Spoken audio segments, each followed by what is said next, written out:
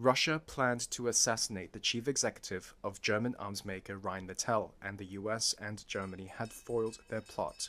That's according to reports from CNN and New York Times on Thursday. They say the plot to kill CEO Armin Papago was one of a series of Russian government plans to assassinate industry executives across Europe who were supporting Ukraine's war effort. Rheinmetall had been producing artillery shells and vehicles for Ukraine. The reports say US intelligence first discovered the plot earlier this year. They told German security services, who were able to protect Papago. German Chancellor Olaf Scholz declined to comment on the report when asked about it during a press conference at the NATO summit in Washington. While NATO chief Jens Stoltenberg did not respond directly, he did say Russia's intimidation tactics haven't worked. I will not go into that specific report. What I can say is that we have seen a pattern, a Russian campaign organized by the security services to conduct hostile actions against NATO allies across the alliance. What we have seen over the last months is that NATO allies have not been intimidated. NATO allies are actually stepping up their support, delivering more aid to Ukraine. Rheinmetall said in a statement that necessary measures are always taken in regular consultation with security authorities. Rheinmetall is one of the world's biggest producers of artillery and tank shells. It began ramping up production after Russia's 2022 invasion of Ukraine. Since then, it has set up a joint venture with a Ukrainian state-owned conglomerate to build and repair tanks in Ukraine, and also announced plans to open an ammunition factory in the war-torn country. The Russian embassy in Washington and the Kremlin did not comment on the report. A spokesperson for Germany's Interior Ministry said the government was generally taking the threats posed by Moscow very seriously. U.S. President Joe Biden mixed up names and verbally stumbled at a press conference Thursday, one where he doubled down on staying in the race for the presidency and repeatedly emphasized that he was the most qualified to beat his Republican rival, Donald Trump. I'm in this to complete the job I started. Calls have tallied up by the day from the 81-year-old's Democratic colleagues to end his re-election bid over concerns about his age and mental acuity. His case may not have been helped early on in the hour-long Q&A when he mixed up the name of his Vice President Kamala Harris with Trump. I wouldn't have picked Vice President Trump to be Vice President, but I think she was not qualified to be President. So let's start there. That came a few hours after Biden mistakenly referred to Ukrainian President Vladimir Zelensky as President Putin at the NATO summit in Washington. Ladies and gentlemen, President Putin. President Putin. You can beat President Putin. President Zelensky. Later, at the press conference, his first responses were garbled, but grew steadier as he fielded questions from reporters. He said he had undergone a neurological exam as recently as February, but would take another if recommended to him by his doctors. If I think I should have a neurological exam again, I'll do it. But no one's suggesting that to me now. Biden has faced growing doubts from donors, supporters, and fellow Democrats since his poor debate performance against former President Trump 2 weeks ago. They fear he no longer has the ability to beat Trump in the November election or to lead the country for another 4-year term. So far, 16 Democrats in the House and 1 in the Senate have appealed publicly to the president to withdraw from the race. Officials from the United Auto Workers Union, which endorsed Biden in January, met on Thursday to discuss their concerns with his candidacy, according to 3 sources familiar with the matter. The union has a big presence in industrial states like Michigan that Biden will need to carry to win re-election. Biden has vowed to continue on, and his campaign argued that the debate has not dramatically shifted the race, even as it laid out a narrow path to re-election. The campaign argued it could win by focusing on battleground states Michigan, Pennsylvania, and Wisconsin. If Biden took those states, along with others considered to be reliably Democratic, he would win 270 electoral votes, the bare minimum needed to secure the presidency. The campaign characterized other battleground states he won in 2020 as, quote, not out of reach. Kibbutz Be'eri was one of the worst-hit Israeli communities in the devastating October 7th attack by Hamas gunmen from the Gaza Strip. More than 100 people were killed in the attack on the community of about 1,000 people, and 32 members were taken captive back to Gaza, 11 of whom are still believed held hostage. And on Thursday, the Israeli military published the findings of a first probe into its own security failings acknowledging it failed to protect the citizens of Be'eri. Israeli army spokesperson Daniel Hagari. It is painful and difficult for me to say this. The Israeli Defense Forces should have defended the residents of Kibbutz Be'eri. But unfortunately, we were not there. For long hours of fighting, for hours, the residents of Be'eri defended their families with their bodies, alone, in front of the terrorists.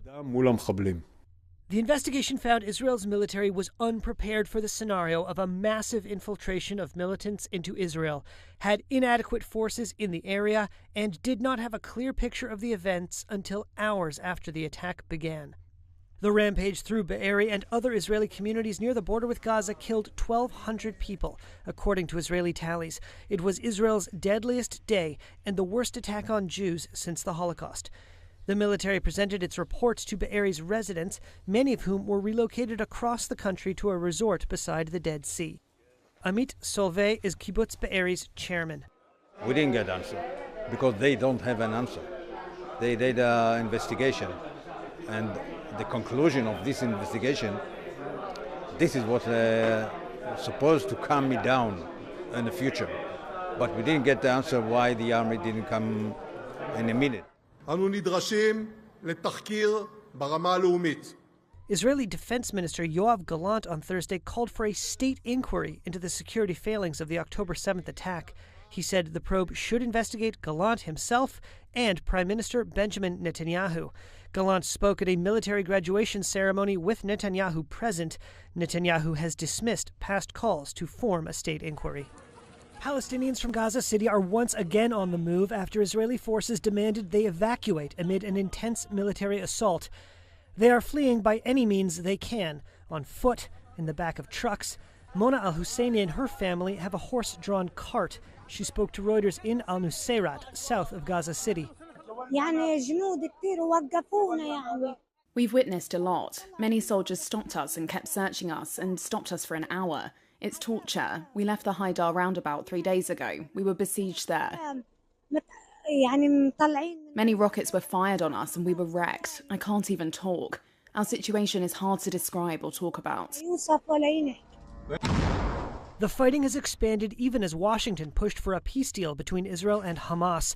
Hamas says a heavy Israeli assault on Gaza City this week could wreck efforts to end the war, just as negotiations have entered the home stretch. Residents of Gaza City say this week's assault is comparable to the fiercest battle of the war. Gaza City was one of the first major targets in Israel's retaliatory operation after Hamas fighters rampaged through Israeli settlements on October 7th, killing 1,200 and taking more than 250 hostages, according to Israeli tallies. A week later, Palestinians began to flee the city after Israel called on residents to evacuate.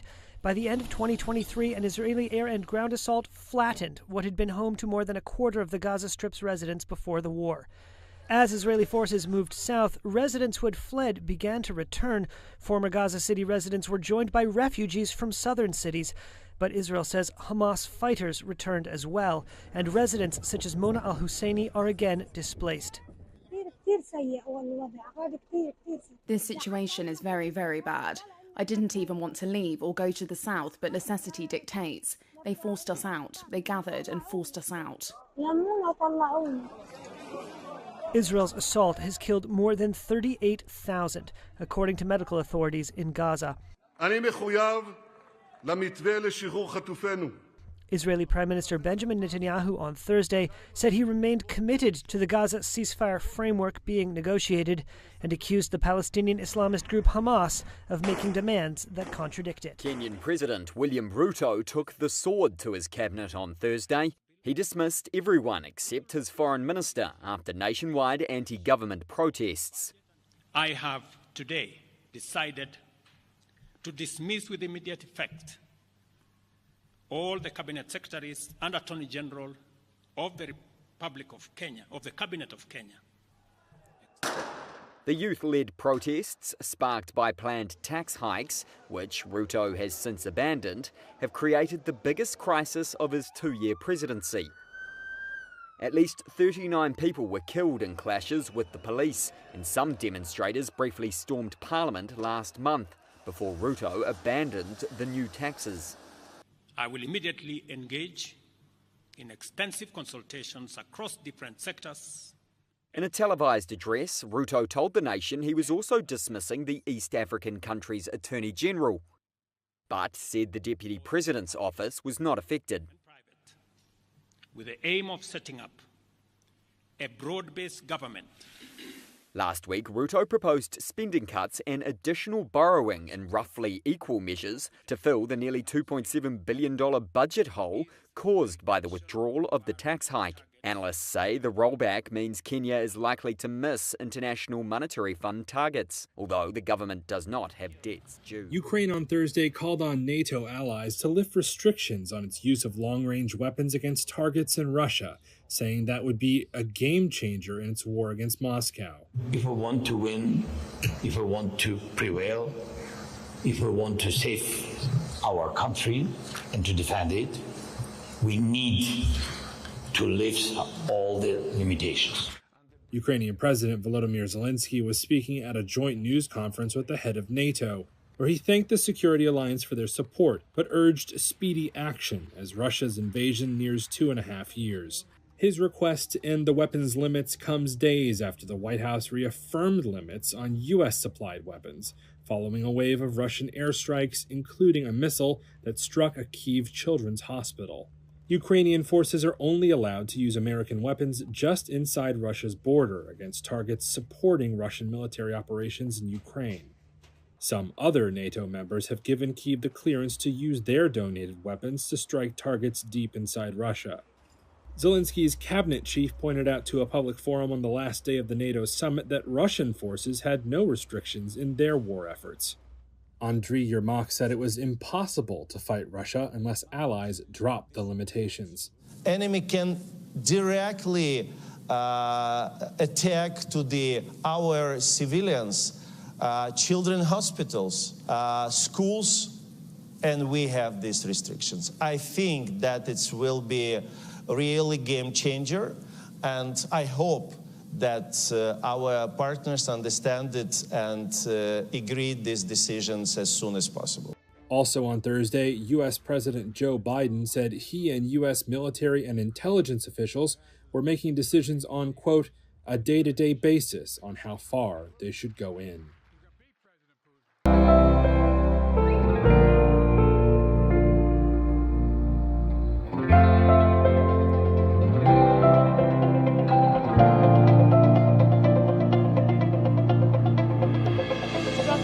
Cosmetic products in the right shade? This AI-powered technology can help.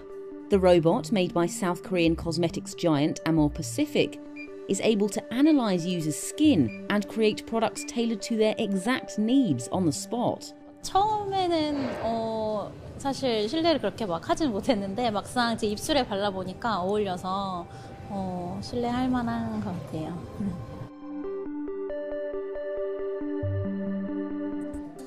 In South Korea's capital of Seoul, this AI-powered makeup manufacturer scans skin using data gathered over 78 years of the company's history, Amore Pacific has said. The robot then recommends products from a range of some 205 different skin foundation shades and 366 different lip product colours. Lee Young-jin is an advisor at Amore Pacific. 1차적으로는 고객님들을 피부 상태를 진단하고 니즈에 따라서 기존에 있던 상품들을 추천해 드리는 쪽에 AI 기술을 1차 적용을 하고 있고요. 그거를 넘어서서 더 세분화된 고객 니즈가 있는 경우에는 저희가 현장에서 직접 측정하고 실제 써보시고 그리고 맞춰진 화장품을 조제해 드리는 서비스까지 진행을 하고 있습니다. Kwon Yoo-jin was recommended a new foundation shade thanks to AI. 사람마다 이제 고유의 피부 톤이 있는데 그냥 이제 제일 사기 쉬운 21호를 보통 쓰잖아요. 화장품에 관심이 있어도 막상 이렇게 분석하기도 쉽지 않고 육안으로는 보기 힘든데 이렇게 AI가 분석을 해주니까 좀 더 정확한 것 같고. Traditionally, cosmetics were chosen through brand recognition, packaging, reviews, and store staff recommendations. But that can offer limited options and often falls short of meeting individual needs or skin conditions. Now, the market for using AI in beauty and cosmetics industries is forecast to more than double from over $3.2 billion in 2023 to $8.1 billion in 2028. That's according to analyst provider Business Research Company. This is expected as services expand, including personalized beauty recommendations, virtual makeup artists, and skin analysis and diagnostics. Yang Yong-suk is a principal researcher at South Korea's Electronics and Telecommunications Research Institute. 기존의 방식으로 두 달에 하나의 새로운 화장품을 낼 수 있다고 한다면 지금 이런 AI 기술을 접목한다면은 그거를 일주일에 하나씩 신제품이 나오도 될 수 있을 정도로 뭐 사람이 하질 않으니까 로봇과 AI가 판단해서 또 신제품을 내고 할 수 있으니까 그렇게 된다면은 K-뷰티 입장에서도 훨씬 더 허들을 좀 많이 높일 수 있지 않을까 저는 생각을 하고 The Nasdaq ended sharply lower on Thursday following a string of record closes as investors rotated out of big tech stocks and into shares of smaller companies. The Dow edged up marginally. The S&P 500 fell, losing about 0.9%, and the tech-heavy Nasdaq plunged roughly 2%. A Labor Department report showed U.S. consumer prices fell unexpectedly in June, and the annual increase was the smallest in a year, drawing the Federal Reserve closer to a September rate cut. Despite signs of receding inflation, Wall Street's most valuable companies lost ground, with Microsoft and Amazon each losing more than 2%, Meta Platforms dropping about 4%, and AI chip darling NVIDIA shedding 5.5%. FM Investment CEO Alexander Morris said it's about time that market gains broadened beyond big tech. We needed that capital to find its way beyond 7 or 10 firms in the market. Long term, that wasn't going to be a healthy thing. We knew there would be a catalyst for it. We thought that would be rates coming down. And we saw when there was news that it was pretty clear rates will be coming down soon enough, the market reacted it more or less as we would have expected. Shares of Tesla tumbled 8.4%, its biggest one-day percentage drop since January, after Bloomberg News reported the company is delaying the launch of its robotaxi by about 2 months to October. Shares of Apple fell 2.3% after hitting a record high on Wednesday. Still, BofA Global Markets raised its price target for Apple, saying it expects strong iPhone sales driven in part by new AI features. On the flip side, the small-cap Russell 2000, which has significantly lagged the S&P 500 in 2024, jumped 3.6% to close at its highest since March 2022, with investors betting rate cuts would improve conditions for smaller companies. Tesla cars may have been used as cabs in New York, but the firm is hitting the brakes on plans for a self-driving robotaxi. It's now delaying a launch of the vehicle until October. That's according to Bloomberg News. It says the design team has been told to rework some elements of the car. Tesla shares closed down by more than 8% Thursday following the news. That ended 11 straight sessions of gains, which had pushed the stock up 44%. Few details of the robotaxi have yet emerged, but some Tesla watchers are skeptical. One told Reuters that Elon Musk has a long history of promising fully self-driving cars without ever delivering. The billionaire has said that some of the autos will be owned and operated by Tesla, while others will be owned by individuals. Musk has signalled a new focus on robotaxis and other products, including AI, amid a slowdown in EV sales. Separately Thursday, Tesla launched a cheaper version of its long-range Model 3 sedan. It's around $5,000 cheaper than the current long-range variant of the model. Investors have criticised the firm for a lack of new products, but Musk has promised new cars will come next year, albeit based on current platforms. Shares of Delta Airlines fell Thursday after the company forecast lower than expected profit for the third quarter. The airline cited discounting pressure. Delta and other carriers have added more seats amid a summer travel boom, forcing them to discount fares. Rivals American Airlines and Southwest cut their revenue forecasts in the second quarter, also citing discounting pressure. The average round-trip ticket for a U.S. domestic flight was $543 in May, down 1% month-over-month and 3% lower from a year earlier, according to data from Airlines Reporting Corporation. Most of Delta's shortfall comes from its main cabins, which generate about 49% of passenger revenue.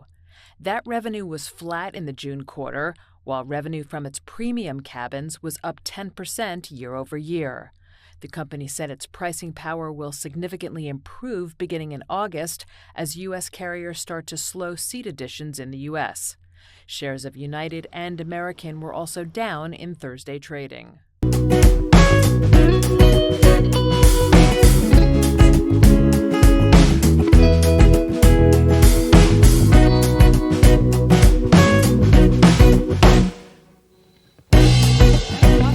Millions playing Hermione in the Harry Potter films, amassing a net worth of $85 million. She revealed to British Vogue that by the third or fourth film, her earnings became significant, prompting her father to have a money talk when she turned 18. Feeling overwhelmed, she took a course to manage her wealth. Watson has remained frugal since. Emma Watson used her early Harry Potter earnings to buy a laptop and a Toyota Prius. She later purchased a 2015 Audi S3 Sportsback, a 2020 Mercedes-Benz E-Class, and a $300,000 Rolls-Royce Ghost. Watson also splurged on a vacation to Tuscany for her hard-working father, who introduced her to the Harry Potter books. Emma Watson is a major advocate for various causes and often donates to charity, giving $1.4 million in 2018 to a campaign against sexual assault harassment. Despite being a self-confessed nomad, she splits her time between London, New York, and studying in Oxford. In London, she owns a $3.3 million home and has a luxury holiday home in France. For safety, Watson spends $150,000 a year on a bodyguard and hired a security team while studying at Brown University. Emma Watson gained access to her millions at 18 and, shocked by her net worth, took a money management course. Though legally able to access her $10 million, private bankers advised her to channel it into trusts, making it difficult to spend freely. Watson avoids lavish items to maintain normal friendships, admitting in a 2014 GQ interview that she loves beautiful things but doesn't want to alienate her friends who are at university. While other celebrities buy designer clothing, Emma Watson is often seen wearing cruelty-free cosmetics and sustainable clothing. Though she loves beauty and represents big brands, she rarely wears makeup. "I have tons of products at home and love makeup, but I don't wear much of it," she says. On the red carpet, Watson usually borrows designer outfits rather than buying them, explaining, "I don't really buy designer stuff. When I need to dress up, I'm typically lent something, which I have to return like Cinderella."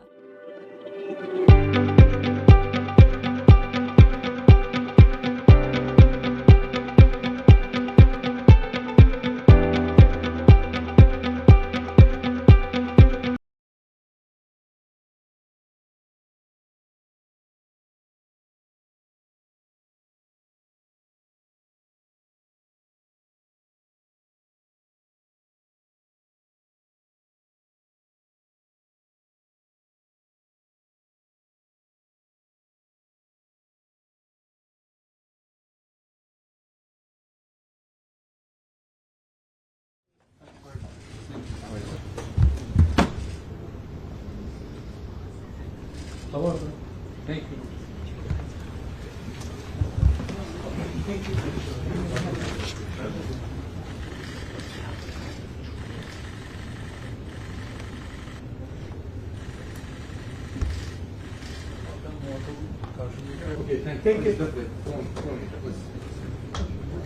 Thanks, media. Frau Faeser, was genau ist denn jetzt die Vereinbarung, die Sie mit den...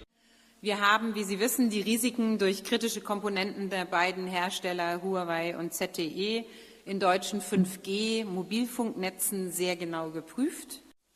Wir müssen Sicherheitsrisiken verringern und anders als in der Vergangenheit einseitige Abhängigkeiten vermeiden. Wir müssen unabhängiger und krisenfester werden. Die heutigen Bedrohungslagen unterstreichen die Bedeutung einer sicheren und resilienten Telekommunikationsinfrastruktur, gerade auch mit Blick auf Gefahren durch Sabotage und Spionage.